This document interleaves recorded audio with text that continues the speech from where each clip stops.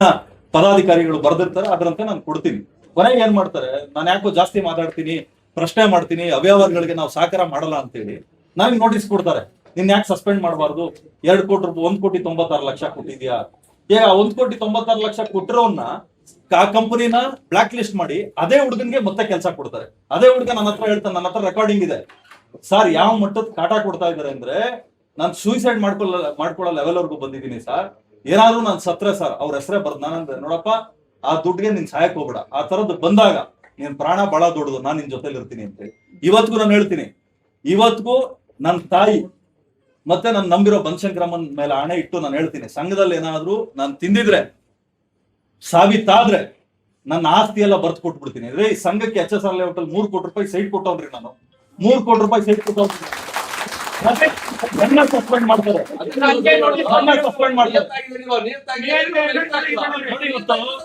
ರಾಜಶೇಖರಣ ಪ್ರಾಮಾಣಿಕವಾಗಿ ಕೆಲಸ ಮಾಡಿರ್ತಕ್ಕಂಥ ರಾಜಶೇಖರಣ ಸುರೇಶ್ ಅಣ್ಣ ರಾಜೀನಾಮೆ ಕೊಡ್ತಾರೆ ಅಂದ್ರೆ ಯಾವ ಮಟ್ಟದ ಪರಿಸ್ಥಿತಿಗೆ ಬಂದಿದೆ, ಯಾವ ಮಟ್ಟದ ಪರಿಸ್ಥಿತಿಗೆ ಬಂದಿದೆ.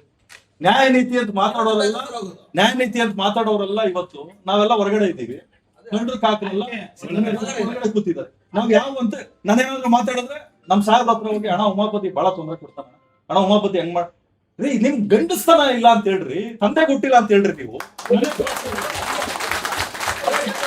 ನಾನ್ ಪ್ರಶ್ನೆ ಮಾಡಿದ್ರೆ ಉಮಾಪತಿ ಈ ಮಟ್ಟಕ್ಕೆ ಆಗ್ಬಿಟ್ರೆ ನಾವ್ ಏನ್ರಿ ತಪ್ಪು ಮಾಡಿದೀವಿ? ಸಂಸ್ಥೆಗೆ ನಾನೇನ್ ದುಡ್ಡು ಖರ್ಚು ಮಾಡಿ ಬಂದಿಲ್ಲ ಅಣ್ಣ. ಚಿಕ್ಕಬಳ್ಳಾಪುರ ಡೈರೆಕ್ಟರ್ಗಳ ತರ ನಾನು ಅಷ್ಟೇ ಬಹಳ ಫ್ರೀ ಆಗಿ ಬಂದಿದ್ದೀನಿ, ನನ್ನ ಹತ್ರ ಯಾರು ದುಡ್ಡು ಇಸ್ಕೊಳ್ಳಿಲ್ಲ. ಉಮಾಪತಿ ನನ್ನ ಕುಟುಂಬನ ನಿಲ್ಸಿ ನೀವ್ ಏನ್ ಹೇಳ್ತೀರೋ ಅವ್ರೆಲ್ಲಾ ತಲೆ ಮೇಲೆ ನಾನು ಆಣೆ ಇಟ್ಟು ಹೇಳ್ತೀನಿ, ಸಂಘದಲ್ಲಿ ನಾನೇನಾದ್ರು ಅನ್ಯಾಯ ಮಾಡಿದ್ರೆ ಭಗವಂತ ಏನ್ ತೀರ್ಮಾನ ಕೊಡ್ತಾನೋ ಅದಕ್ಕೆ ನಾನು ತಲೆ ಬಾಗ್ತೀನಿ ಅಂತೇಳಿ ಎಲ್ಲಾ ಡೈರೆಕ್ಟರ್ಗಳು ಅದೇ ರೀತಿ ಪ್ರಮಾಣ ಮಾಡಿ.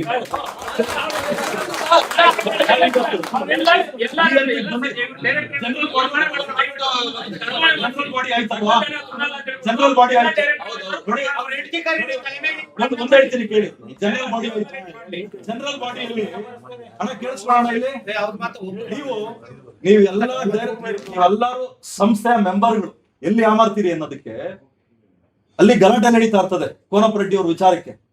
ಅಲ್ಲಿ ಏನಾಗ್ತದೆ, ಕೆಲವೊಂದು ಪದಾಧಿಕಾರಿಗಳು ಹಿಡ್ಕೊಂಡು ಎಲ್ಲ ಓದ್ಬಿಡ್ತಾರೆ. ಗ್ಯಾಪಲ್ಲಿ ನಾನು ಅಲ್ಲೇ ನಿಂತಿರ್ತೀನಿ, ಹೇಳು ಗಲಾಟೆ ಮಾಡ್ತವ್ರು ಯಾರಿಗೂ ಕೇಳಿಸ್ಕೊಳ್ಳೋ ಕ್ಲಿಯರ್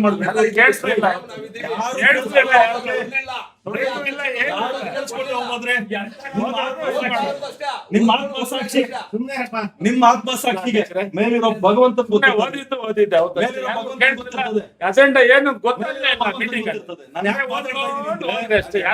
ಮಾತಾಡ್ತಾ ಇದ್ದೀನಿ ಅಂದ್ರೆ, ಕಂಪ್ಯೂಟರ್ ಆಪರೇಟರ್ಗಳಿಗೆ ಆಪರೇಟೇ ಮಾಡದೇ ಇರುವಂತವ್ರಿಗೆ ನೀವು ಕೆಲಸ ಕೊಟ್ರೆ ಯಾವ ರೀತಿ ಅವ್ರಿಗೆ ಸಂಬಳ ಕೊಡ್ತೀರಾ? 26-27 ಕೋಟಿ ಸಂಬಳ ಕೊಡ್ತೀರಿ. 26-27 ಕೋಟಿ. ಇವಾಗ 450 ಜನ ನೀವು ತುಂಬಿದ್ರೆ ಕಡಿಮೆ ಅಂದ್ರೂ ಕೂಡ 30ರಿಂದ 32 ಕೋಟಿ ಸಂಬಳ ಕೊಡ್ತಾರೆ. ಆ 32 ಕೋಟಿ ಇವತ್ತಿಗಲ್ಲ, ಪ್ರತಿ ವರ್ಷನೂ ಜಂಪ್ ಆಗ್ತಾ ಇರ್ತದೆ, ಅವ್ರ ಸ್ಕೇಲ್ ಬದಲಾಗ್ತದೆ. ಕೊನೆಗೆ ಸಂಸ್ಥೆಯಲ್ಲಿ ಸಂಬಳ ಕೊಡೋ ದುಡ್ಡು ಇಲ್ಲದೆ ಸಂಸ್ಥೆನ ಮಾಡ್ಬೇಕಾಗ್ತದೆ. ಏನೋ ಅದೃಷ್ಟ 35 ಜನ ಡೈರೆಕ್ಟರ್ಗಳು ಬಂದಿದೀವಿ, ಅಷ್ಟೋ ಇಷ್ಟೋ ಎಲ್ಲರೂ ಸರಿ ಕೆಲಸ ಮಾಡಿದೀವಿ. ಇವತ್ತು ಸಂಸ್ಥೆಯಲ್ಲಿ 800-900 ಕೋಟಿ ದುಡ್ಡಿದೆ. ಶಿವಕುಮಾರ್ ಅಣ್ಣನು ನಮ್ಗೆ 110 ಕೋಟಿ ನಮ್ಗೆ ಬನಶಂಕರಿ ಮೆಡಿಕಲ್ ಕಾಲೇಜ್ದು 90 ಕೋಟಿ ಎಷ್ಟೋ ಉಳಿಸ್ಕೊಟ್ರು ನಮ್ಗೆ. ಸೊ ನಮ್ಗೆ ಪ್ರತಿಯೊಬ್ಬರು ಕೊಡುಗೆ ಇದೆ ನಮ್ಮ ಎದೆಯಲ್ಲಿ. ಅವ್ರೇನೇನ್ ಕೆಲಸ ಮಾಡಿದಾರೆ. ನಾವು ಮನವಿ ಮಾಡ್ತಾ ಇರೋದೇನಂದ್ರೆ, ಡೈರೆಕ್ಟರ್ಗಳಾದವರು ಯಾರಾದ್ರೂ ಪ್ರಶ್ನೆ ಮಾಡಿದ್ರೆ ಅವ್ರು ಮಾಡಿರತಕ್ಕಂತ ಪ್ರಶ್ನೆ ಸರಿ ಇದೆಯೋ ಇಲ್ವೋ ತಾವು ನಮ್ಗಳನ್ನ ಕೂಲಂಕುಷವಾಗಿ ಕರೆಸಿ ಮಾಡಿ ಮಾತಾಡ್ಬೇಕಾಗ್ತದೆ. ಪ್ರಶ್ನೆ ಮಾಡ್ತಾ ಇದ್ದಂಗೆ ಉಮಾಪತಿ ತುಂಬಾ ಪ್ರಶ್ನೆ ಮಾಡ್ತಾನ, ಗಲಾಟೆ ಮಾಡ್ತಾನ. ನಾನ್ ಹೇಳೋದು, ನಾವೇನು ಪ್ರಶ್ನೆ ಮಾಡ್ತೀವಿ ಅಂದ್ರೆ ನಾನ್ ಸಂಘದಲ್ಲಿ ಪ್ರಶ್ನೆ ಮಾಡ್ತೀನಿ ಅಣ್ಣ, ಯಾಕೆ ರಾಜಕೀಯ ಕ್ಷೇತ್ರ ಲೇಡಿ ಆಗ್ತೀನಿ ಅನ್ನೋದು ಅಲ್ಲಣ್ಣ. ನನ್ ಕ್ಷೇತ್ರ ಲೇಡಿ ಮಾಡೋದ್ ಆಯ್ತಣ್ಣ, ಯಾರೋ ಮನೆ ಹೆಣ್ಮಕ್ಳು ನಿಂತ್ರೆ ನನ್ನ ಅಕ್ಕ ತಂಗಿರ್ ನಿಂತವ್ರ ನನ್ ಸಪೋರ್ಟ್ ನನಗೆ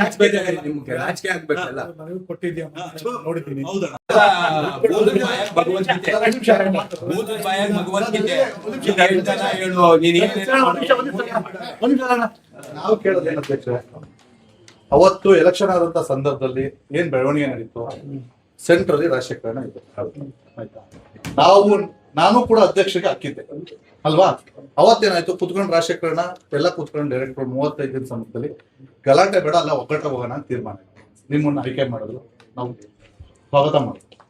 ಅದಾದಂತ ಸಂದರ್ಭದಲ್ಲಿ ಎಲ್ಲ ಆದ್ಮೇಲೆ 6 ತಿಂಗಳಿಗೆ ರಾಜೀನಾಮೆ ಕೊಡ್ಬೇಕಿತ್ತು, ಅವ್ರಿಗೆ ಬೇಜಾರಾಯ್ತು, ಕೊಟ್ಟಿಲ್ಲ. ಅದೇ ಡಿಸಿಷನ್ ನಾವ್ ಹೇಳ್ತಿರೋದು, ನೀವು ಅಪಾಯಿಂಟ್ಮೆಂಟ್ ಇನ್ನೊಂದು ಏನೋ ಮಾಡಬೇಕು. ಕರೀರಿ ಒಂದು ಮೀಟಿಂಗು, ಕೇಳಿ ಏನಾಗಿದೆ ಅಂತ, ಎಷ್ಟು ಜನ ಡೆತ್ ಆಗಿದ್ದಾರೆ, ಎಷ್ಟು ಜನ ರಿಟೈರ್ಡ್ ಆಗಿದ್ದಾರೆ ಅಂತ ಡಿಸ್ಕಷನ್ ಮಾಡಿ. ಏನ್ ತರತ್ರ ಏನ್ ಆಯ್ಕೆ ಮಾಡಬೇಕು ಅಂತ ಏನಿದೆ? 5 ವರ್ಷದ ಅಧ್ಯಕ್ಷ ನಿಮಗೆ ಈಗ ನೀವು ಯಾವ್ದೋ ಮಾತು ಕೇಳ್ಕೊಂಡು ಸಂಘ ನೋಟಿಸ್ ಕೊಟ್ಟಾಗ ಯಾಕೆ ಬರಲ್ಲ? ಯಾವ ಬಂದಿಲ್ಲ, ಯಾವ ಬಂದಿಲ್ಲ ತೆಗೀರಿ. ನೀವು ಯಾವ ಅಜೆಂಡಾ ಒಂದ್ ನಿಮಿಷ ಅಜೆಂಡಾದಲ್ಲಿ ಅಜೆಂಡಾದಲ್ಲಿ ಇಷ್ಟ ಆಯ್ತು ನೀವು ಮಾಡಿರೋದೆಲ್ಲ ಎಮರ್ಜೆನ್ಸಿ ಇನ್ಸಿಡೆಂಟ್. ಮೀಟಿಂಗ್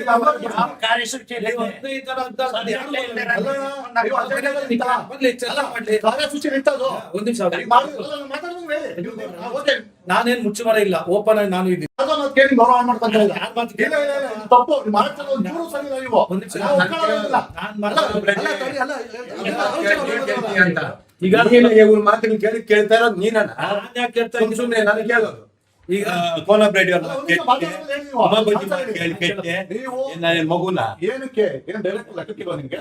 ಯಾವ್ದು ನೀವು ಮಾಡಿದ್ರೆ ಸರಿಯಾ? ಆಯ್ತು, ಸರಿ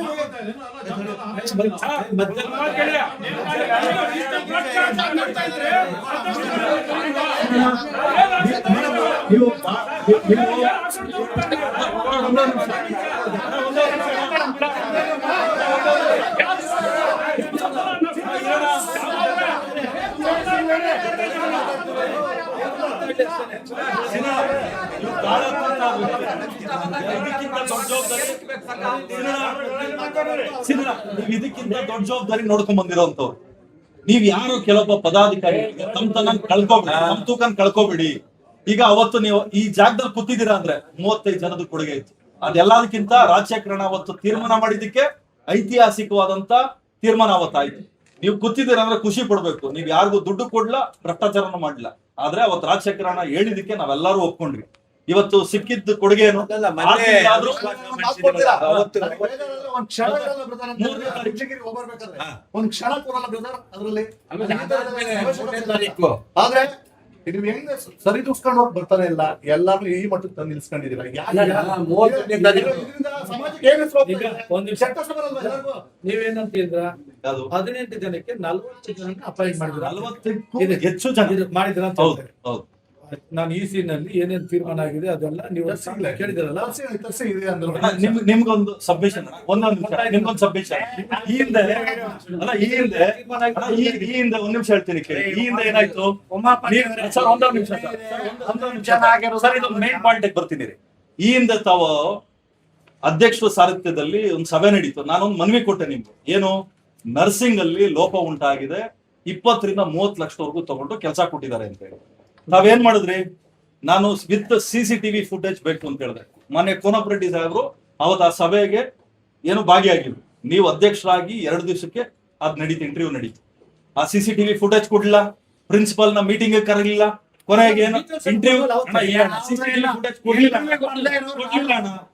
ಅದಾಯ್ತಣ್ಣ. ಅವ್ರಿರ್ಲಿ, ನೀವು ನಮ್ಮನ್ನ ನೋಡಿ ಒಂದ್ ನಿಮಿಷ ಹೇಳ್ತೀನಿ ಕೇಳಿ. ಅವತ್ತೇನಾಯ್ತು? ಒಂದ್ ನಿಮಿಷ ಹೇಳ್ತೀನಿ ಕೇಳ. ಅವತ್ತೇನಾಯ್ತು?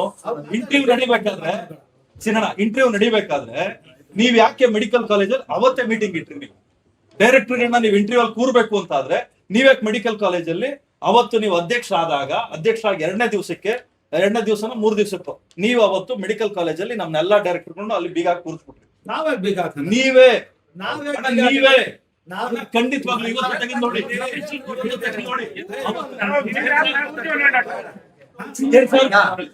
ಆಯ್ತಣ್ಣ, ಅದೊಂದಾಯ್ತಣ್ಣ. BIT ಅಲ್ಲಿ ಏನಾಯ್ತು? BIT ಅಲ್ಲಿ ನೀವು EC ಅಲ್ಲೇ ನೀವೇ ತೀರ್ಮಾನ ಬರ್ಸಿದೀರಾ. ಏನಂತ? ಆಗಿರ್ತಕ್ಕಂತ ಇಂಟರ್ವ್ಯೂ ಲೋಪದಲ್ಲಿ ಡೆಮೋ ಕ್ಲಾಸ್ ಆಗ್ಬೇಕು ಅಂತ ಹೇಳಿ. ಇದುವರೆಗೂ ಡೆಮೋ ಆಗ್ಲಿಲ್ಲ. ಸಂಬಳ ನೀವು ಕೊಟ್ಟಾಯ್ತು, ಒಂದು ಹೆಚ್ಚು ಕಡಿಮೆ 6 ರಿಂದ 7 ತಿಂಗಳು ಮುಗೀತು ಇಲ್ಲಿವರೆಗೂ. ಇಷ್ಟಾದ್ರೂ ಕೂಡ ಇಲ್ಲಿವರೆಗೂ ಡೆಮೋ ಕ್ಲಾಸ್ ಮಾಡಿಲ್ಲ. ಮತ್ತೆ ಯಾವಂತದ್ದು ಕ್ವಾಲಿಟಿ ಎಜುಕೇಶನ್ ನೀವು ಕೊಡ್ತೀರಿ? ಇವಾಗ ಒಂದು ಉದಾಹರಣೆ ಹೇಳ್ತೀನಿ. ನಮ್ ಸ್ವಂತ ಚಿಕ್ಕಪ್ಪನ ಮಗಳು ನನಗೆ ಇಂಜಿನಿಯರಿಂಗ್ ಸೀಟ್ ಬೇಕಣ ಅಂತ ಹೇಳಿ, ಬಾಮ್ಮ ನಮ್ ಕಾಲೇಜಲ್ಲೇ ಕೊಡ್ತೀನಿ. ಬೇಡಣ್ಣ ನಿಮ್ ಕಾಲೇಜಲ್ಲಿ. ಹೌದು, ಬೇಡಣ್ಣ ನಿಮ್ ಕಾಲೇಜಲ್ಲಿ ನಾನು BMS ಅಲ್ಲೇ ಓದ್ತೀನಿ. ಅಣ್ಣ BMS ಅಲ್ಲಿ ಡೊನೇಷನ್ ಕೊಟ್ಟು ಸೇರ್ಸೋಣ. ಯಾಕೆ ಗೊತ್ತಾ? ನಾನು ಅದನ್ನು ಬಂದು ಹೇಳಿದೆ, ರೇ ನಮ್ ಕಾಲೇಜ್ ಮರ್ಯಾದೆ ಹಿಂಗ್ ಹಾಳಾಗ್ತಾ ಇದೆ, ನಮ್ಮಿಂದ ಒಳ್ಳೇದಾಗ್ಬೇಕು ಹೊರತು ಕೆಟ್ಟದಾಗಬಾರ್ದು ಅಂತ. ಏನ್ರಿ ನೀವು ಒಂದು ಟೇಬಲ್ ಚೇರ್ ಅಲ್ಲಿ ಲಂಚ ತಗೊಳ್ತಾರ್ರಿ? ನಾನು ಟ್ರೆಜರರ್ ಆಗಿದ್ದಾಗ 1.25 ಕೋಟಿ ನಮ್ಮ ಸೀನಣ್ಣ ಅವರ ಮಗನ್ ಫ್ರೆಂಡು ಪಾಪ. ಸೀನಣ್ಣ ಅವ್ರ ಮಗ ನನಗೆ ಫೋನ್ ಮಾಡ್ತಾನೆ, ಅಣ್ಣ ಏನಣ್ಣ ಇಲ್ಲಿ ಹಿಂಗ್ ಆಗ್ಬಿಟ್ಟಿದೆ ಅಣ್ಣ ನಾನ್ ಹೇಳೋದ್ರು ಕೂಡ ಸೈನ್ ಆಗ್ತಾ ಇಲ್ಲ ಅಣ್ಣ. ಕೆಲವೊಬ್ಬ ಡೈರೆಕ್ಟರ್ಗಳು ಅಲ್ಲಿ ರಿಮಾರ್ಕ್ ಬರೆದು ಬಿಟ್ಟಿದ್ದಾರೆ, 5 ಲಕ್ಷ ಕೊಟ್ಟಿರ್ತಾರೆ, ಆತನೂ ಇಲ್ಲಿ ಹೊರಗಡೆ ನಿಂತಿದ್ದಾನೆ ಲಂಚ ಕೊಟ್ಟವನು. ಕೊನೆಗೆ ಅದು ಹೇಳ್ತಾನೆ, ಸರ್ ನನ್ನ ಹೆಂಡತಿ ಮಾಂಗಲ್ಯ ಅಡ ಇಡಬೇಕು ಸರ್. ಪ್ರಮೋದ್ ಅವ್ರು ಹೇಳ್ತಾರೆ, ₹1 ಲಂಚ ಕೊಡ್ಬೇಡ, ನಾನು ಏನೋ ಮಾತಾಡಿ ಪೇಮೆಂಟ್ ಕೊಡ್ತೀನಿ. ಕೊನೆಗೆ ಪ್ರಮೋದ್ ನಾನು ಹೇಳಿದ್ರೆ, ನೀನ್ ತಲೆ ಕೆಡಿಸ್ಕೊಂಡ್ಬಿಡಪ್ಪ, ನಾನು ಕೊಡ್ತೀನಿ ₹1. ಕೊನೆಗೆ ಪೇಮೆಂಟ್ ಕೊಟ್ಟು ಪ್ರಮೋದ್ ನಾನು ಫೋನ್ ಮಾಡಿದೆ, ಅಣ್ಣ ಥ್ಯಾಂಕ್ಸ್ ಅಣ್ಣ, ಅವ್ನ ಹೆಂಡತಿ ಮಾಂಗಲ್ಯ ಅಡ ಇಡೋ ಲೆವೆಲ್ಗೆ ಬಂದಿದ್ದ, ನೀವು ಫೋನ್ ಮಾಡಿ ಕೇಳಿದ್ರು ಹಂಗೆ ಇರ್ಬೇಕು. ಅಂತ ಡೈರೆಕ್ಟರ್ಗಳು, ನಾಲಾಯಕ್ ಡೈರೆಕ್ಟರ್ಗಳು ಅಣ್ಣ. ಈ ಕೆಲಸ ಮಾಡೋದು ಒಂದೇ, ಅವ್ರ ಹೆಂಡತಿ ಮಕ್ಕಳಿಗೆ ವಿಷ ಕುಡಿಸೋದು ಒಂದೇ. ಈಗ ಹಿಂದೆ ಆಯ್ತು, ಈ ಸಲ ಹೇಳ್ತಿಲ್ಲ, ಹಿಂದೆ ಎಲ್ಲ ಇದ್ರಲ್ಲ ಇಷ್ಟು ವರ್ಷಗಳು ಯಾವ್ದನ್ನ ಯಾವ್ದು ಇಂಥವೆಲ್ಲ ಅಣ್ಣ, ಆಗಿರೋದಕ್ಕೆಲ್ಲ ಆಕ್ಷನ್ ಇಲ್ಲ ಅಂತ ಹೇಳಿ ಪ್ರೊಸೀಡಿಂಗ್. ಇವಾಗ ಉದಾಹರಣೆಗೆ